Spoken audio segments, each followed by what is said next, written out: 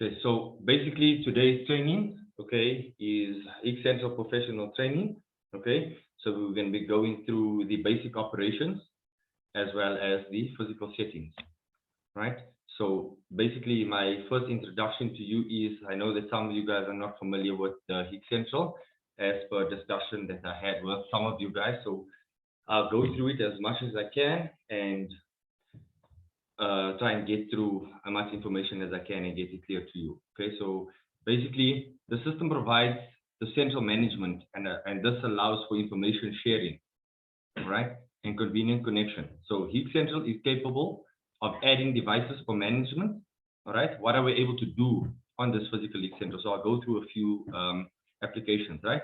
We're able to do live view, we're able to do storage, we're able to do playback of video files, right? We also able to do alarm linkages, right? We also able to do access control, time and attendance, face comparison, and so on. Okay, so we are all able to obviously, and how we're able to access HIK-Central. So if you guys are aware, some of you guys are technical, others are just sales consultants. Okay, HIK-Central is based on the same platform that IBMS was. So IBMS is also a video management system, which allowed us to add physical devices, okay, onto that physical site. That allows us, for example, for a control room environment, okay, so we might have multiple devices out in the field as an example, number one, or number two, we might have a physical control room that we're not close to the physical NVR or DVR as an example. We are then able then to pull in that video footage, and from one particular platform, we are then able to view our physical footage. We're able to do playbacks from them, okay. We're able to do PTZ controls as an example, okay, everything from one particular platform. So now we have a much integrated system, okay, which allows us to add much more devices than before, okay, which is called HIK-Central, okay. So also, if you're looking at HIK-Central, we work on a few different platforms, right? So we look at our control client, okay. So our control client provides multiple operation functions, for example, real-time live view. It also has to do with our PTZ controls. We're also able to do video playback. We're able to do downloading. We're also able to do alarms, okay, etc. and logs as example. Then we have our physical web client itself. So the web client, obviously we log in via the physical IP address, okay, and then this takes us to the web configuration, right? So this allows us for managing system. This includes device management. So what is device management? Device management is a platform that allows us to add physical devices to our software itself, and that allows us then to view on one particular station. I apologize, right? This also includes area management. We can do recordings from here. We can do physical scheduling. Okay, so instead of physically going to the physical NVR or DVR, we're able then to set this up from our physical software itself. Okay, we also have what is called our mobile client. Okay, so HIK-Central, we have mobile also. So mobile client, this is a software designed for getting access via 3G or 4G. For example, if you have a mobile camera, okay, what we can also do from that, we can also do live view, we can do remote playback, we can do PTZ control, okay, we can even do GPS tracking, okay. So your guys out in the field, for example, ADT guys that has a body cam, okay, we are then able to add this to physical HIK-Central itself, and we can physically monitor them, all right. So I'm going to go through the next slide with you, okay. So what is our training objectives? If you look at my physical training objectives, this is just to master the deployment of HIK-Central, okay, and then the basic settings of HIK-Central. Like I mentioned, I'll go through it. Most of the training you will see, it's got to do with how to. When we talk about how to, is how to add physical platforms to HIK-Central, or how to add a physical device, how to add a storage device. But we'll go through it as we move on. We have a question. Sorry guys, can you see my screen though? Yes, man, we can see it. I can see it. I'm sure everybody else can. Okay, cool. Thank you, thank you. Okay, so if you look at the physical content itself, right, we're going to look at our installation and activation. So remember, HIK-Central itself needs to be installed onto either a high-performance PC or onto a physical server. It would be advisable to install it onto a server if you want to use multiple sites or install multiple sites. But for small environments, you can use, like I mentioned, a normal PC, which I'll give you the physical specs of that. Okay. We'll also go through our security settings. We'll go through our live view video. We'll go through our video search, how to physically search for videos using HIK-Central itself. We'll also go through our remote site management. We'll also go through our intelligent recognition. Okay, that is our facial recognition or body recognition. Okay, and then we'll look at the physical reports that we're able to run and we're physically able to do on HIK-Central itself.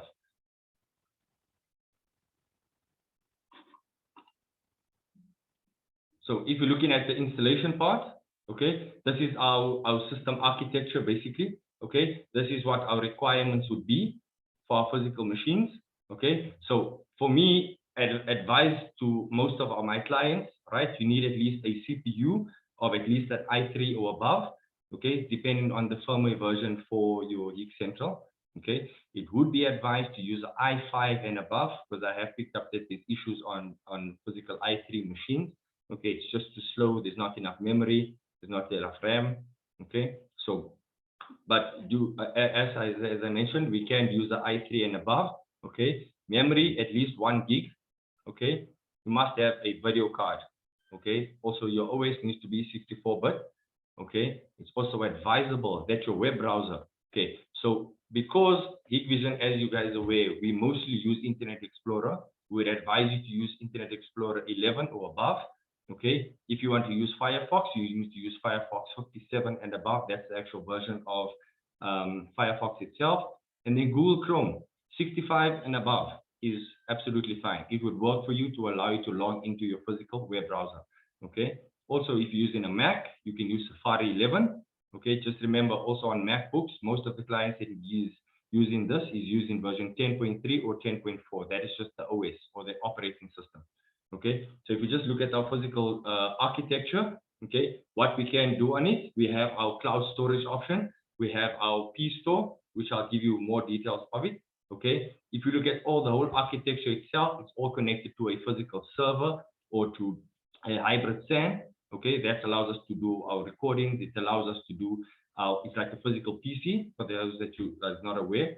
Okay, you can have it connected to the internet. Meaning, if it is connected to the internet, that means you can pull in client devices from different sites using a public IP address or a static IP address, or you can physically use it locally. So if you're in a physical factory itself, you can then use HIK-Central to monitor your day-to-day functions.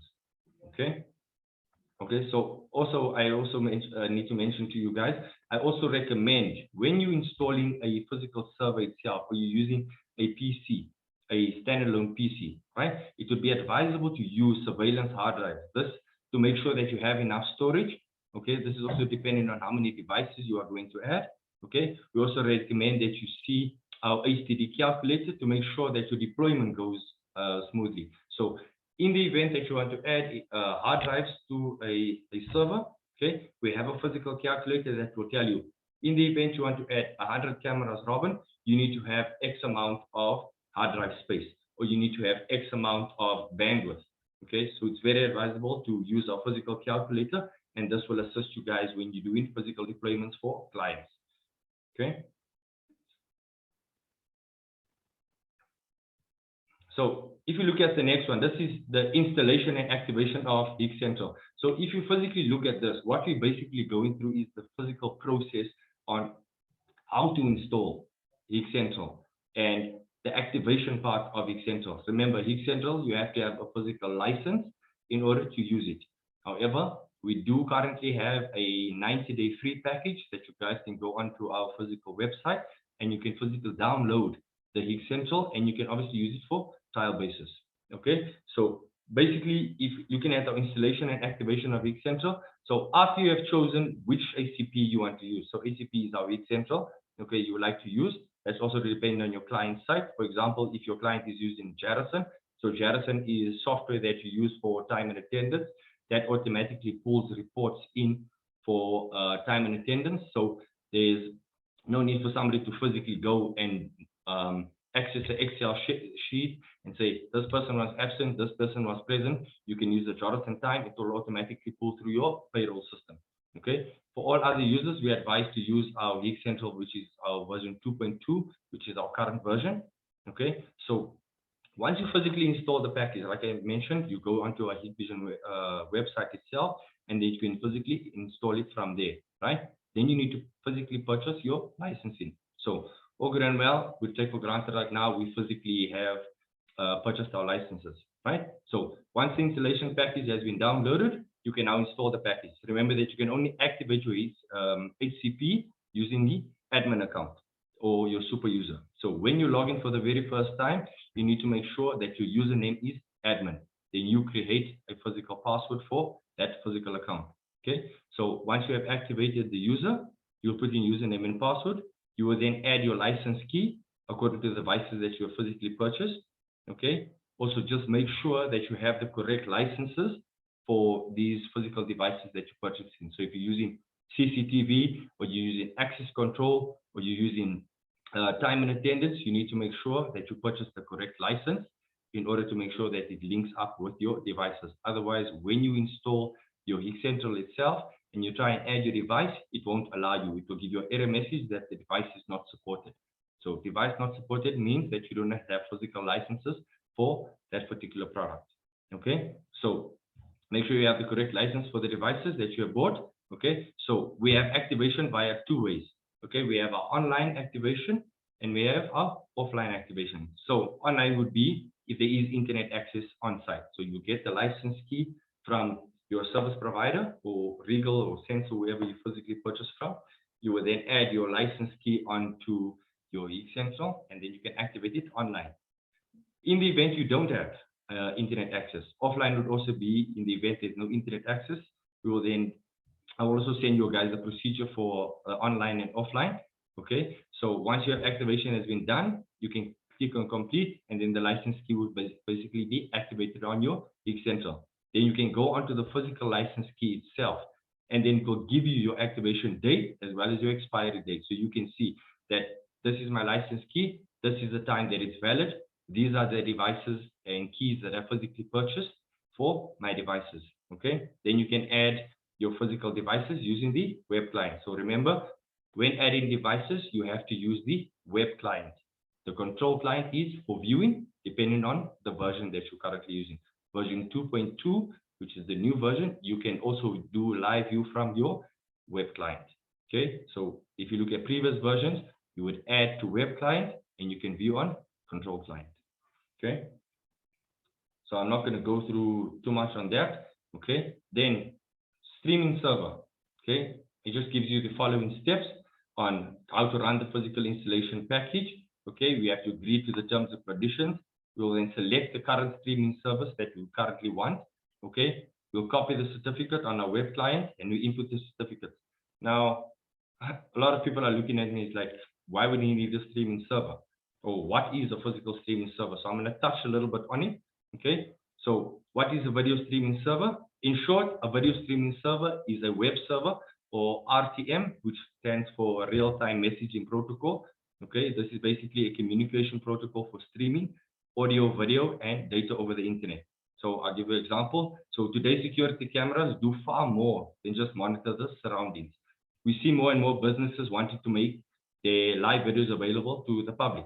So for example, from hotels using the online camera, they can actually show connection to show the beauty of the surroundings to tourists. Okay, so you can use a physical streaming server or RTSP streaming server. Okay, so we are able to achieve this over our streaming server. Okay, this I'll also attach a how-to video for you guys for the physical streaming server. Okay, then we're going to move it on to what is called our P store. Okay, so if you look at the physical presentation itself, it just gives you the installation process. Okay, what is very important on your login on your web, okay, it has to be HTTPS.